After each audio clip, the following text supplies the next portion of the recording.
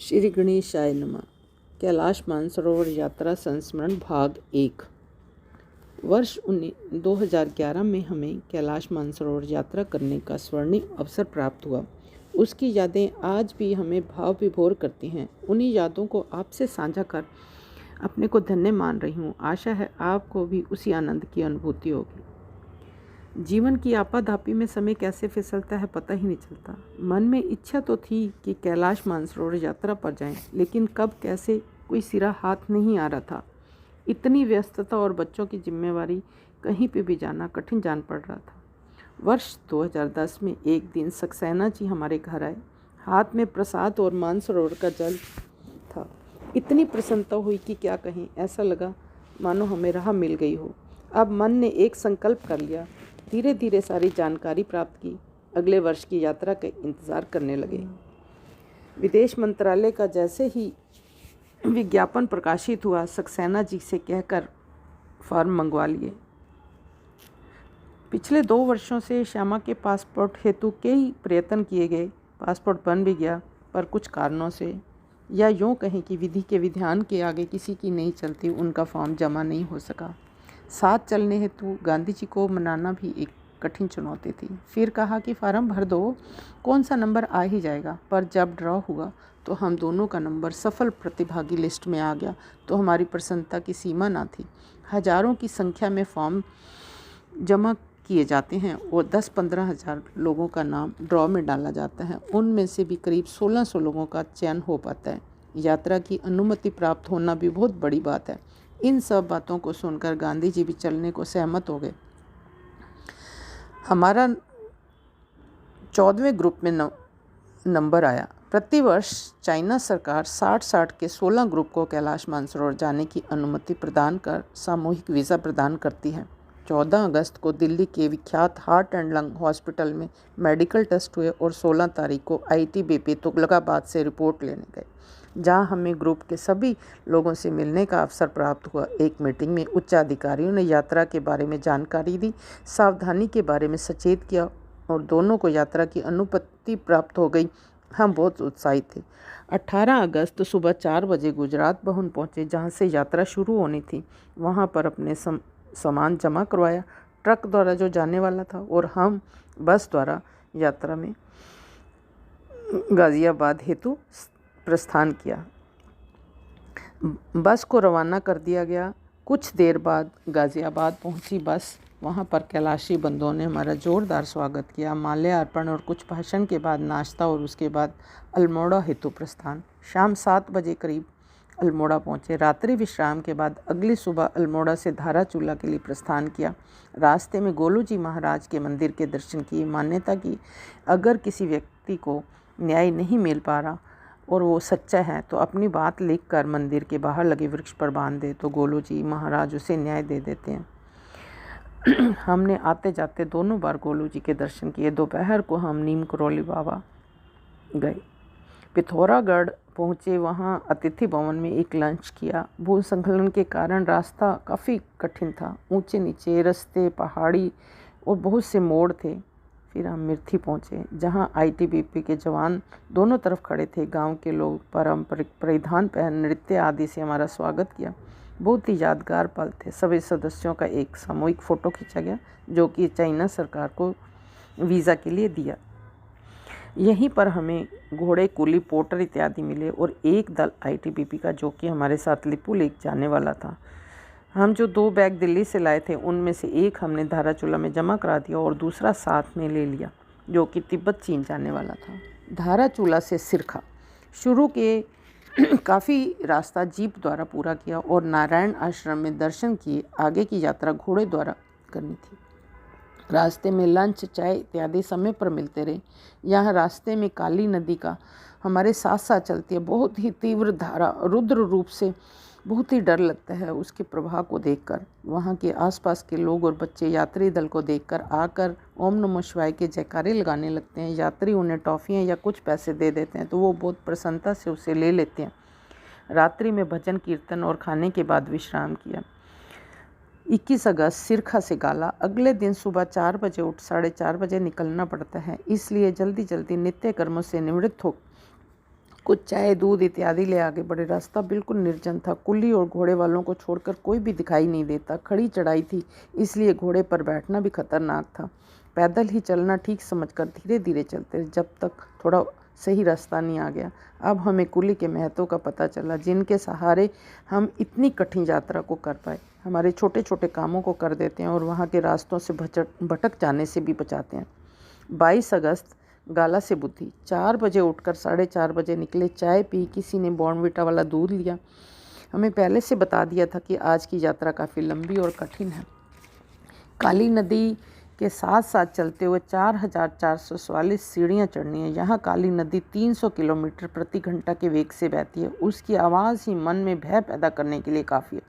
जैसे तैसे लखनपुर पहुँचते पहुँचते काफ़ी थक गए। नाश्ता किया, उसके बाद मालपा में लंच किया। 1998 में मालपा में तब कैंप लगा करता था। रात को भयानक विपदा आई और सभी यात्री उसमें बह गए। उसके बाद वहाँ से कैंप हटा दिया गया और सभी लोग यहाँ यात्री काली नदी में समा गए। व्यक्तियों के मृत शरीर भी नहीं मिले। आगे पुल टूटा हुआ था, वहाँ हमें बांस की सीढ़ियों से नदी पार करवाएगी।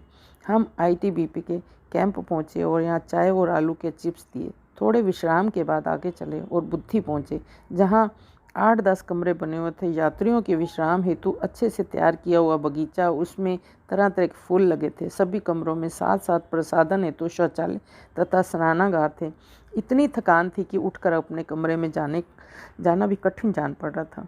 23 अगस्त बुद्धि से गुंजी। 4 बजे उठे, जोरों की बारिश थी। चाय नाश्ते के बाद हम 5 बजे से पहले ही मूसलाधार बारिश में निकल पड़े। कुछ भी दिखाई नहीं दे रहा था। अपने टॉर्च जलाकर देखने की कोशिश करते कि कहीं पैर गलत जगह पर ना पड़ जाए, वरना हड्डी बचनी तो मुश्किल ही थी। छिया लेक में नाश्ता मिला। यहाँ तरह तरह के फूल खिले, इसी को फूलों की घाटी भी कहते हैं। रास्ते में फूल ही फूल, पीले सफ़ेद जामुनी, मानो प्रकृति ने रास्ते में फूलों वाला कारपेट बिछा दिया। और यहाँ आईटीबीपी द्वारा पासपोर्ट की जांच की जाती है। उसके बाद गर्ब्यांग पहुँचे। यह गांव धीरे धीरे ज़मीन में धंस रहा है। किसी किसी मकान की तो सिर्फ छत ही रह गई, बाकी सारा धरती में समा गया। यात्रा में जाते समय बीच बीच में हमें वापस आते हुए यात्री भी मिलते हैं। उनसे हम पूछते, अनुभव और भोले के नाम उच्चारण कर आगे अपने रास्ते पर चल पड़ते और आगे सित्ती पहुंचकर लंच किया। और यहाँ थोड़ी यात्रा जोखिम कम हो जाता है और यहाँ समतल रास्ता आ गया और अंततः हम गुंजी पहुँचे। यहाँ हमारा 2 दिन का विश्राम है। मेडिकल होता है। सुबह ही नहा धोकर सभी मेडिकल टेस्ट हेतु पहुँचे। जो थोड़ी ज़्यादा आयु के थे या वज़न ज़्यादा था, वे काफ़ी डर रहे थे कि अगर टेस्ट में अनफिट हो गए तो आगे यात्रा नहीं कर पाएंगे। सभी के कई सारे टेस्ट हुए। गांधी जी का बीपी काफ़ी ज़्यादा हुआ। ऐसा बहुत बार ज़्यादा टेंशन की वजह से भी हो जाता है।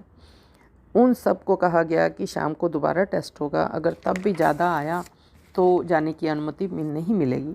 पूरी दोपहर इसी चिंता में थी कि शाम को क्या होगा। गांधी जी ने कहा कि अगर उन्हें जाने नहीं दिया जाएगा तो अकेले ही चला जाना। मन तो किसी काम में लग ही नहीं रहा था। बैग पैक करने थे, पर जैसे ही 3 बजे हम फिर से वहीं जाकर बैठ गए। जैसे तैसे नंबर आया और बीपी सही आया तो हमारी जान में जान आई। अब सभी खुश थे। शाम को सभी प्रतिभागी सफल घोषित कर दिए गए और कुछ को थोड़ी सावधानी बरतने को कहा गया कि नमक चिकनाई का प्रयोग ना करें, मदिरा और धूम्रपान से दूर रहें।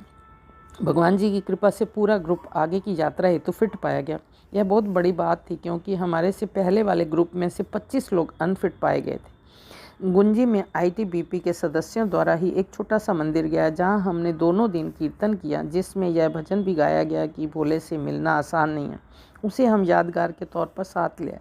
यहाँ रहने वाले जवानों का जीवन बहुत ही कठिनाई भरा होता है। सभी की सहायता करते हैं, पर उनको बहुत ज़्यादा सुविधाएं नहीं मिल पाती, क्योंकि वो बहुत ही दुर्गम पहाड़ी क्षेत्र है। अब जैसे जैसे सड़कों का विकास हो रहा है तो सामान ले जाने में आसानी होगी, तो उन्हें भी कुछ अधिक सुविधाएं मिल सकेंगी। जीवन में केवल 1 या 2 बार 3 महीने के लिए वहाँ पोस्टिंग होती है, पर वो 3 महीने भी कभी ना भूलने वाले होते हैं। गुंजी से आगे चलकर हम काली नदी के उद्गम स्थल पहुँचे। यहाँ पर अच्छा सा मंदिर बना, बहुत ही छोटा सा कुंड है जो कि 1.5 बाय 1.5 का काली नदी का उद्गम देख विश्वास ही नहीं होता कि जो नदी पूरे रास्ते इतने वेग से चल रही थी और यहाँ से निकली हो, और जिसके भय से रास्ते में हम भयभीत थे। माँ काली को नमस्कार कर, शिव भोले का नमन कर आगे बढ़े। मैं कहीं पे भी दर्शन करने जाती हूँ तो भगवान जी से प्रार्थना करती हूँ कि मुझे फिर से बुलाना। और काली नदी के रौद्र रूप को देखकर, रास्ते की कठिनता को देखकर सोचा कि मंदिर में जाकर ऐसा नहीं बोलूँगी कि फिर से बुलाना। पर जब काली नदी के उद्गम में प्रणाम किया तो अनायास ही बोल उठी, माँ फिर से बुलाना। और सच में माँ ने फिर से 2015 में मुझे बुला लिया। बहुत बहुत धन्यवाद माँ। थोड़ा आगे बढ़ते ही चाय नाश्ते का प्रबंध आईटीबीपी की ओर से था। चाय नाश्ता किया, हमारे पासपोर्ट की जांच हुई, आगे नवीडांग पहुँचे। यहाँ से हम चरण स्पर्श सेतु ऊपर गए, करीब 25 लोग होंगे। वहाँ हमने दीप जलाए और एलो ने, जो कि एवरेस्टी थे, उन्होंने देखा कि तेज़ हवाएं चलने लगी हैं तो सभी से जल्द नीचे जाने को कहा। हम तेज़ कदमों से चलते हुए अपने कमरे में पहुँचे, खाना खा विश्राम किया और रात 1:30 बजे उठे। और आधी रात को 1:30 बजे ही हम सब फ्रेश होकर चाय दूध ले, घोड़े वाले और पोटर सभी तैयार हो, पूरा ग्रुप अपने गर्म कपड़े पहनकर था क्योंकि आज की रात सबसे ठंडी जगह पहुंचना था। वहां ना कोई कमरा है ना कोई छत, 2-3 घंटे खुले में रहना पड़ता। आईटीबीपी के 2 जवान आगे आगे चले, उनके पीछे सभी यात्री अपने अपने घोड़ों पर सवार होकर या पैदल चलने लगे। अंत में आईटीबीपी के जवान चल रहे थे। काली रात और कोई लाइट नहीं। जरा सा भी देर अपनी टार्च जलाकर कुछ देख लिया और फिर बंद कर दी। यह 9 किलोमीटर का रास्ता बहुत ही सिरन पैदा करने वाला था। पूरा दल, आईटीबीपी के जवान, घोड़े वाले और पोटर, सभी से कहा गया कि अपनी सवारी और अपने साथियों का पूरा ध्यान रखो। अगर किसी की तबीयत खराब हो या चोट लगे तो तुरंत बताओ। कोई पीछे रह जाता तो सारा दल रुक कर उन सब के आने की इंतज़ार करता। इस प्रकार कठिन हालत में डिपो लेक पहुंचे। चीन के समय और भारतीय समय में अंतर की वजह से रात को यात्रा करनी पड़ती है। चीन के अधिकारी सुबह 8:30 बजे पहुंचते हैं और हमारे पासपोर्ट इत्यादि वीज़ा की जांच के बाद हमें चीन में प्रवेश की अनुमति मिलती है। साथ में जो दल पहले चीन गया होता है उसे वापस भारत में प्रवेश हेतु लाया जाता है। लिपू में बहुत तेज़ हवाएं चलती हैं और तापमान बहुत कम होता है। लिपू से चीन जाने का रास्ता बहुत ही उत्तराई का है। शुरू में 2-3 ग्रुप को तो बहुत ही बर्फ़ मिलती है, पर हमारे 14वें नंबर का ग्रुप आते आते बर्फ़ पिघल जाती है तो हमारे लिए थोड़ा आसान हो जाता है, बस और भी पास तक आ सकी, इसलिए हमें बहुत ज़्यादा चलना भी नहीं पड़ा। बोल साचे दरबार की जय। की होया की नहीं होया।